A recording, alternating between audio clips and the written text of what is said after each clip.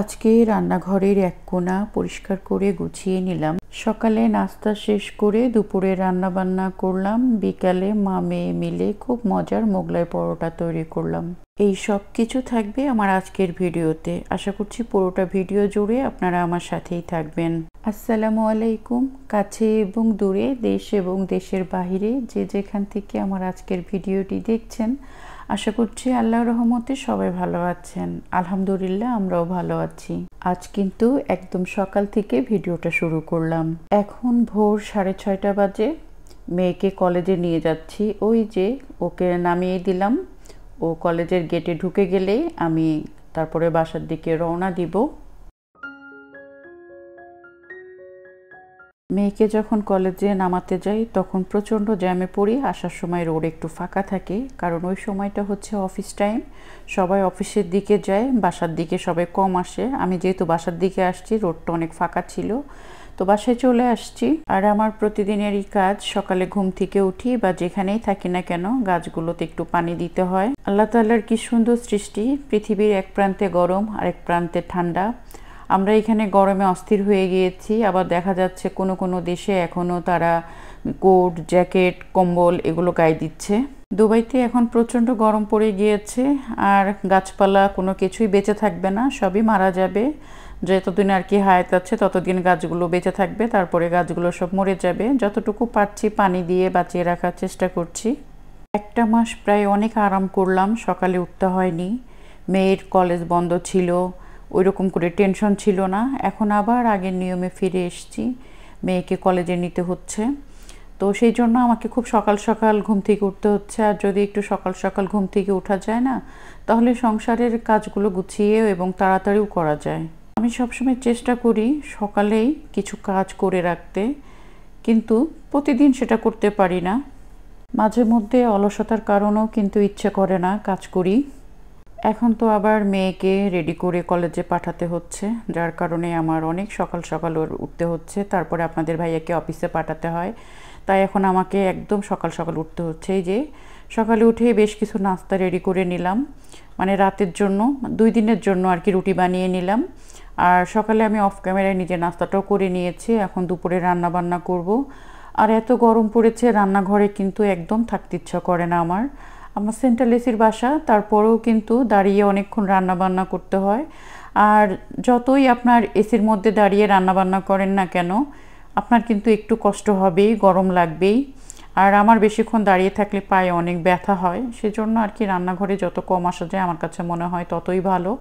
আরও মনে হয় কেউ যদি একটু রান্না বান্না করে দিত, এসে খালি মানে একটু ভাত খেতাম, তরকারি পেতাম, আর সেগুলো এমনি বসে বসে খেয়ে ফেলতাম, তাহলে অনেক ভালো হতো। তো সেই রকম তো এখানে কোনো উপায় নাই, নিজের কাজ নিজেকেই করতে হয়। তো একটু রান্না করছিলাম। আর আজকে একটু অন্যরকম রান্না করছি, লাউ দিয়ে আর আলু দিয়ে আর মসুরির ডাল দিয়ে একটা সবজি রেডি করছি। এই সবজিটা রুটি দিয়ে, পরোটা দিয়ে, ভাত দিয়ে, মানে সাদা ভাত দিয়ে মানে খেলে কিন্তু খুব ভালো লাগে। আমি মাঝে মধ্যে এই সবজিটা রান্না করি। আর একটা নেহাও খুব পছন্দ করে। তো খুব সিম্পলভাবে রান্না করার চেষ্টা করছি। আর এই গরমের ভিতরে একটা থেকে 2টা তরকারি রান্না করতে গেলেই কিন্তু অনেক কষ্ট হয়। ভাবলাম এমন একটা তরকারি রান্না করি যাতে তরকারিটা সবসময় সব কিছুর সাথেই খাওয়া যায়। তো এই যে সবজি হিসাবে আমি এই তরকারিটা রান্না করে নিলাম। আর 2টা চিকেন, দেশি চিকেন আমি একসাথে রান্না করে, এই যে 2টো চিকেন রান্না করে নিয়েছি। দেখা যাচ্ছে আমার আর 2 দিন কিচেনে ওইরকম না আসলেও চলবে, হালকা পাতলা এটা সেটা করলেই চলবে। ভারী খাবার বলতে আমার এই যে 2টা মুরগি রান্না করেছি, আমার মানুষও কম, 3 জন মানুষের 2 দিন হয়ে যাবে। আর এমনিতে আমি একদিন পরপরই রান্না করি। তারপরে দুপুরবেলা খাওয়া দাওয়া করলাম। বিকালের দিকে কিচেনে চলে আসছি। ওই যে সূর্যটা ডুবে যাচ্ছে। নেহা খুব বলছিল যে মাম্মি আজকে একটু মোগলাই পরোটা, তা না হলে একটু পুরি তৈরি করো। তো একই ডো দিয়ে কিন্তু মোগলাই পরোটা আর পুরি 2টাই তৈরি করা যায়। তা আমি ভাবলাম যে এখন মোগলাই পরোটাটাই তৈরি করে দিই, যেহেতু ফ্রিজে ডিম আছে, তো খুব ঝটপট মানে মোগলাই পরোটা হয়ে যাবে।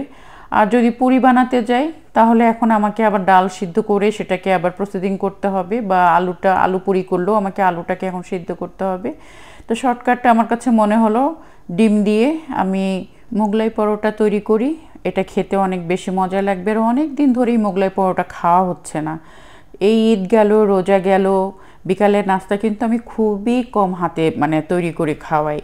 যখন মনটা খুব ভালো থাকে তখন অনেক ধরনের নাস্তা বানিয়ে আমি ফ্রোজেন করে রাখি, সেগুলো আপনাদের ভাই অফিস থেকে আসলে বা নেহাকে আমি ভেজে দিই। আর সবার কাছে, ছোট বড় সবার কাছেই কিন্তু এই ধরনের ফ্রাই জাতীয় জিনিসগুলো খেতে ভালো লাগে। তো আজকে নেহা কিন্তু আমাকে অনেক হেল্প করছিল। আমি এই যে মোগলাই পরোটা তৈরি করছিলাম, ও কিন্তু ডিম, পেঁয়াজ, কাঁচামরিচ, ধনেপাতা সব কিছু কিন্তু মিক্সিং করে দিল।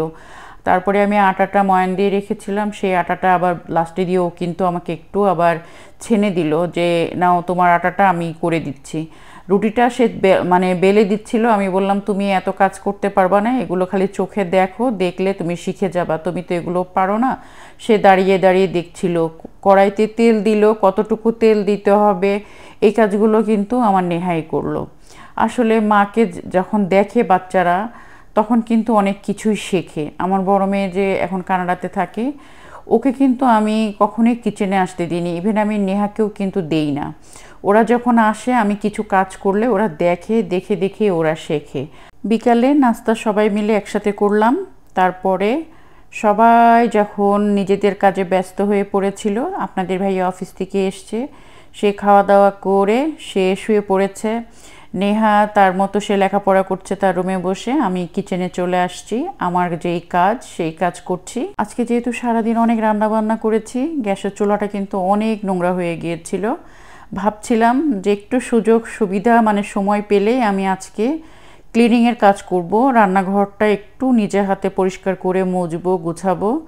তো আমি সন্ধ্যার পরপরই আপনাদের ভাইয়া যখন শুয়ে পড়েছে আমি আস্তে করে কিচেনে চলে আসছি। এসে এই যে আমি কিচেনে চুলাটা আর কি প্রথমে একটু ক্লিন করে নিলাম। আজকে সকালে যেহেতু আমি অনেকগুলো রুটি তৈরি করেছিলাম, আর আমার কিচেন কাউন্টারটা ব্ল্যাক কালারের, একদম সাদা হয়ে গিয়েছে ময়লায়। আবার আমার বিকালের দিকে আবার আমি আর আমার মেয়ে যখন দুইজন মিলে মোগলাই পরোটা তৈরি করেছিলাম তখনও কিন্তু অনেক ময়দার কাজ হয়েছে, সেজন্য কিচেন কাউন্টারটার দিকে তাকানো যাচ্ছিল না। ভাবলাম আমি একটু সুযোগ পেলেই আজকে নিজের হাতে কিচেনটা পরিষ্কার করে একটু গোছাবো। তো আমি সেই কাজটাই করছি। আমি আমার শখ পূরণ করার আগে চিন্তা করি এই জিনিসটা আমার প্রয়োজন কতটুকু, এটা আমার কোনো কাজে লাগবে কিনা, তারপর শখের জিনিসটা কেনা হয়।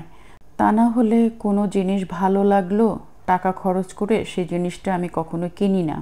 এই যে আমার কিচেনে যে র্যাকটা দেখতে পাচ্ছেন, এই র্যাকটা কিন্তু আমি বেশ কয়েকদিন আগেই প্রথম রোজার দিকেই কিনেছিলাম। আমার কাছে দেখে ভালো লেগেছে, ভালো লাগা থেকে আমার সব থেকে বড় কথা আমি চিন্তা করেছিলাম এই জিনিসটা আমার কি কাজে লাগবে কিচেনে। কিচেনে কিন্তু আমার অনেকগুলো কাপড় আছে, কিন্তু এই জিনিসটা যে আমি কিনবো এটা আমার কি কাজে লাগবে। কিন্তু কেনার পরে আমি দেখলাম যে আমি যতটুকু ভেবেছিলাম তার থেকে বেশি কাজে লেগেছে। আমার কিন্তু খুবই ভালো লেগেছে। আর এই ধরনের কিন্তু কাচের বয়মগুলো তো আমাদের এখন প্রত্যেকের বাসায় আছে, এগুলো যে অনেক কাজে লাগে সেটা তো আমরা সবাই জানি। কিন্তু কিচেন কাউন্টারে যে আমার সুন্দর একটা র্যাক আছে সব কিছু গুছিয়ে রাখার জন্য, এই র্যাকটার কথা বলছিলাম, এই র্যাকটা কিন্তু অনেক কাজের। তারপরে আমি যেহেতু অনলাইন থেকে কিনেছি, আমি অতটা বুঝতে পারছিলাম না জিনিসটা কীরকম, কতটুকু কাজে লাগবে। যেমন নিচের তাকে আমি 4টা অনেক বড় বড় বয়ম রেখেছি, উপরের তাকটা কিন্তু একটু চিকন। আমি ভেবেছিলাম অনলাইনে যে উপরের তাকটাও মনে হয় অনেক মোটা, আসলে না, উপরের তাকটা চিকন, কিন্তু এই ধরনের জিনিসপত্রগুলো সাজিয়ে রাখার জন্য অনেক সুন্দর। অনেক দিন ধরেই ভাবছিলাম ঈদের পরে কিচেনটা একটু গোছাবো। গোছাতে এসে দেখি ওভেনটা ময়লা হয়েছে, এই তো শুরু হয়ে গেল রান্নাঘর পরিষ্কার করা। মাঝে মধ্যে মাথায় যখন ঢুকে আমি এখন এই ঘর গোছাবো বা ওইটা করব, আলমারি গোছাবো, তখন যত রাত্রি হোক না কেন সেটা কিন্তু আমি করি। আর মাঝে মধ্যে কিন্তু একটু সময় বের করে অলসতা ঝেড়ে ফেলে যখন কোনো কাজ করা যায় তাহলে কিন্তু সেই কাজটা খুব তাড়াতাড়ি করা যায়। আর রান্নাঘরের কাজগুলো কিন্তু খুব সূক্ষ্মভাবে করতে হয়, কারণ অনেক ময়লা মাটি জমে থাকে। তো আজকে কিন্তু খুব সাহস করে আমি রান্নাঘরটা সুন্দর করে গুছিয়ে পরিষ্কার করে নিলাম। আর আমার রান্নাঘরটা অনেক বড়, গুছিয়ে রাখলে দেখতে অনেক ভালো লাগে।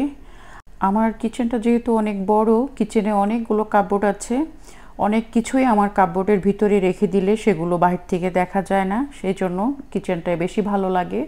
কারণ কিচেনে কিন্তু জিনিসপত্র থাকবেই, সেগুলো যদি একটু হাইড করে রাখা যায় তাহলে কিন্তু কিচেনটা অনেক সুন্দর লাগে। আর কিচেনের কাউন্টার টপটা কিন্তু আমার ব্ল্যাক কালারের, যে কোনো কাজ করলে কিন্তু একদম সাদা হয়ে যায়, সেজন্য সবসময় কিচেনের কাউন্টার টপটা আমাকে পরিষ্কার রাখতে হয়। আর কিচেন কাউন্টারটা আমি সবসময় চেষ্টা করি হালকা পাতলা জিনিস দিয়ে সাজিয়ে গুছিয়ে রাখার জন্য। খুব একটা বেশি জিনিস রাখলে ঘিজিবিজি লাগে, আমার কাছে ভালো লাগে না। হালকা পাতলা জিনিস দিয়ে সাজিয়ে গুছিয়ে রাখলে কিচেনটাকে আরও বেশি বড় লাগে, ভালো লাগে দেখতে। আর কিচেন তো সাজিয়ে রাখার জিনিসটা, এখানে রান্নাবান্না করতে হয়, সেই জন্য কাউন্টার টপটা যদি একটু ক্লিয়ার থাকে তাহলে এখানে রান্নাবান্না করতেও ভালো লাগে।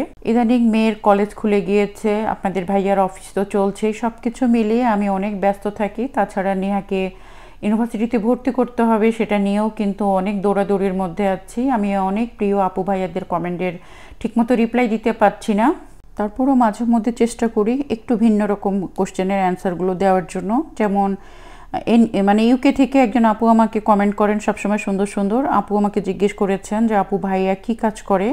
আপু আমার হাজব্যান্ড এমিরেটস এয়ারলাইন্সে জব করেন। আর অনেক আপুরাই আছেন অনেক সুন্দর সুন্দর কমেন্ট করেন, সেসব আপুদের জন্য থাকলো আমার অন্তর থেকে অনেক অনেক দোয়া আর ভালোবাসা। এতক্ষণ ধরে যে সকল আপু ভাইয়ারা আমার ভিডিওটা দেখেছেন, যদি ভালো লাগে একটা লাইক দিতে ভুল করবেন না, আর আমার ভিডিওর সাথে থাকবেন, আমাকে সাপোর্ট করবেন। আজকের মতো ভিডিওটা এখানে শেষ করছি। সবাই ভালো থাকেন, সুস্থ থাকেন, আল্লাহ হাফেজ।